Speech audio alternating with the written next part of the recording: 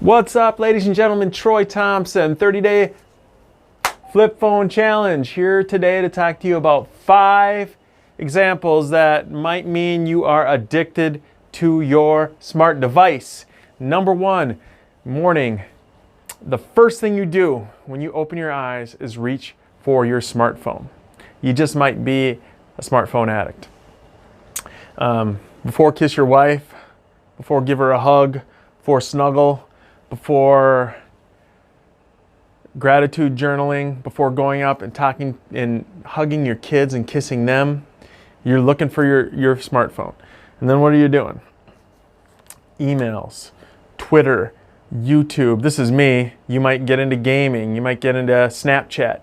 Really doesn't matter. That stuff is not important. So you're checking your stuff in the morning. Number 2, when you're bored. I use the example, coffee shop.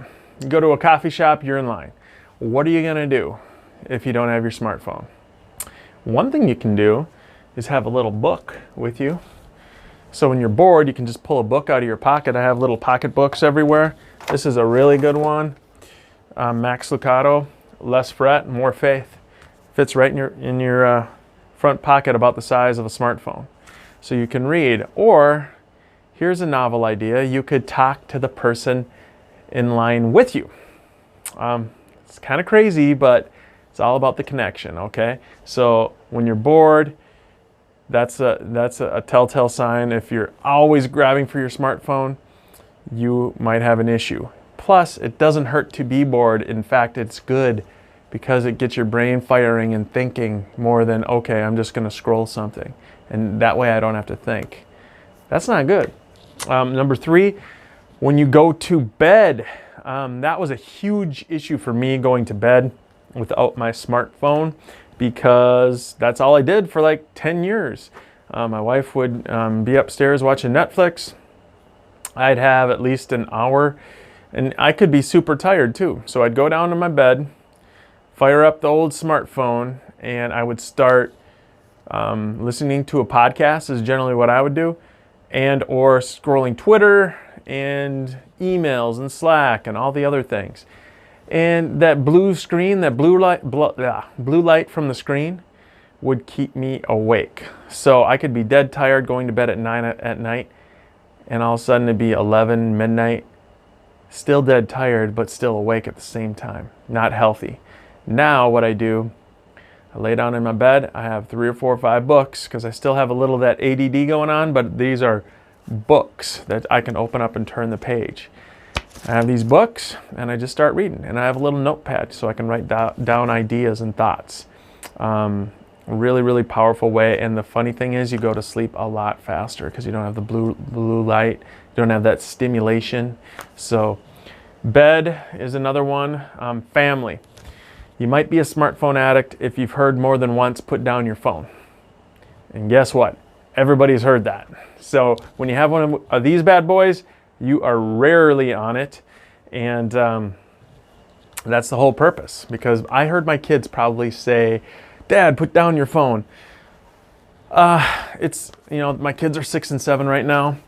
But probably over 1,000 times. And it never really sunk home. But thank God it finally did. And now I'm on a different path, at least for 30 days. Stay tuned to see if I continue after the 30 days, but you might be surprised. Either way, when your family is telling you to get off your device, that's a problem, and including my wife. My wife sat down with me on the couch last night, and she told me how proud she was of me for taking this challenge, because I'm more present not only for my kids, but for my wife.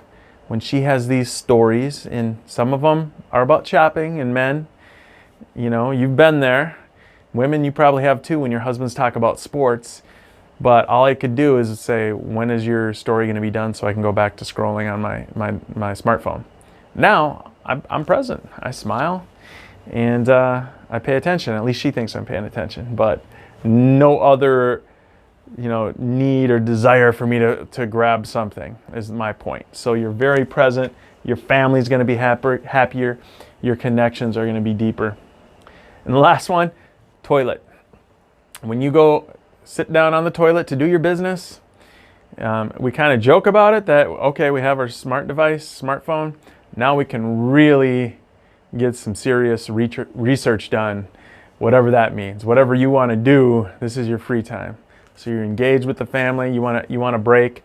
You need that phone when you go to the bathroom. And this very well may apply more to men than women, but it's still a big problem. Why do we as men need that? Okay? It's a problem.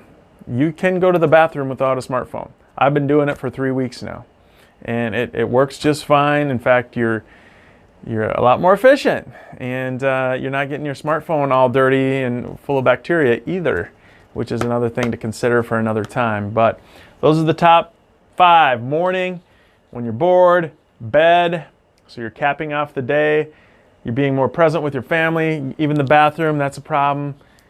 Good job, people. You're going to get through this challenge. It's going to be life-changing, I promise you. Keep it up. I'm proud of you. Take care.